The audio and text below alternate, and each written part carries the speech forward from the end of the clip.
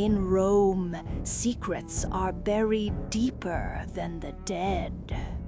The English archaeologist Mr. Kennedy thought his most dangerous enemy was intellectual rivalry, but his true downfall lay in a 3-week scandal and the heart of a scorned man. He was desperate to find a newly discovered ancient Christian catacomb. His rival, the German scholar Julius Burger, held the map. But the price for that map was not gold, it was a confession. And that confession led Kennedy into the deepest, darkest maze on Earth. A maze from which only one man was ever meant to return. Mr. Kennedy, a wealthy and ambitious English archaeologist, was consumed by a single goal: to acquire the location of a recently discovered vast Christian catacomb near Rome.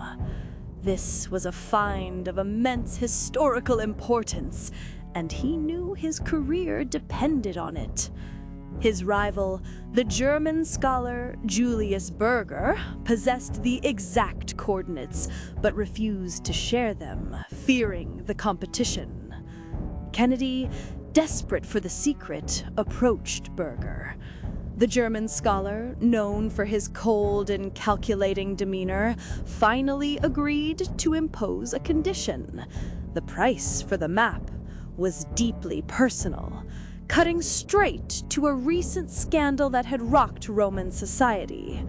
Kennedy had to confess every detail of his brief, infamous 3-week love affair with Miss Mary Saunderson.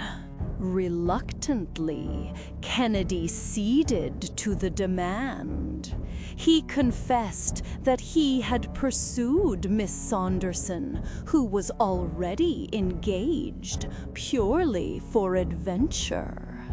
Once the thrill was gone, Kennedy had coldly cast her aside, sending her home in disgrace. His confession was a display of utter vanity and callous indifference to the young woman's ruin. The bargain struck. Burger agreed to lead Kennedy to the catacomb after extracting a solemn promise of absolute secrecy. They traveled by foot to an isolated shed outside the city, where the entrance to the ancient tomb was hidden beneath a wooden floor panel. Descending a precarious stone staircase, they plunged into the suffocating darkness of the earth. They found themselves in a terrifying labyrinth of interlinked corridors, stacked high with the remains of the dead and ancient artifacts. Burger, his voice echoing eerily, warned Kennedy that the maze was impossible to navigate without a guide, cautioning that it held more than 2,000 wrong paths. As they advanced, Burger meticulously unspooled a novel of colored twine, marking their route, a lifeline back to the surface. Kennedy, focused on the historical treasure awaiting him, was blind to the true purpose of the thread. Finally, they reached a circular hall.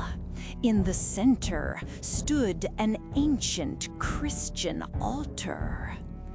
Burger stopped. Then, without warning, he abruptly extinguished his lantern, plunging them into an absolute, suffocating darkness. The silence of the tomb rushed in, thick and heavy. Kennedy, startled and immediately panicked, demanded the light be restored. Burger's voice cut through the darkness, laced with cold, triumphant laughter. "I thought you were a man of resources, Kennedy," he sneered. "Now, this is the obstacle you must overcome." The vengeance was finally revealed, cutting deeper than any archaeological rivalry. Miss Saunderson was engaged to a poor, awkward student, Kennedy, and his name was Julius Burger. The twine, their only lifeline, had been methodically gathered up and disposed of by Burger as they walked. Kennedy was sealed in the labyrinth, surrounded by the silent witnesses of 2,000 years of death. Burger walked away, his footsteps fading, leaving Kennedy alone in the impenetrable darkness. The echoes of his own confession, the callous indifference to the woman he ruined, were now his only companions. The body of Mr. Kennedy was found months later, deep within the catacomb, a silent testament to the fact that he had wandered for days in the darkness, ultimately becoming another permanent resident of the tomb he so desperately sought to discover. Julius Burger achieved his terrible vengeance, using a crime of the heart to commit the perfect murder in the name of justice. But was the maze truly impossible to escape? Or did the sheer psychological weight of guilt, the realization that his callous actions had ruined the woman he loved and sent her rightful fiancé to the depths of despair, shatter Kennedy's will to survive long before starvation took hold?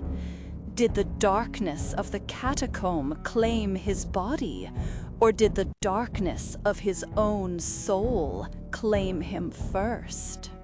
Leave your thoughts on the final justice in the comments below. Don't forget to subscribe to Shadow Tales Illustrated for more dark chronicles from the edge of reality.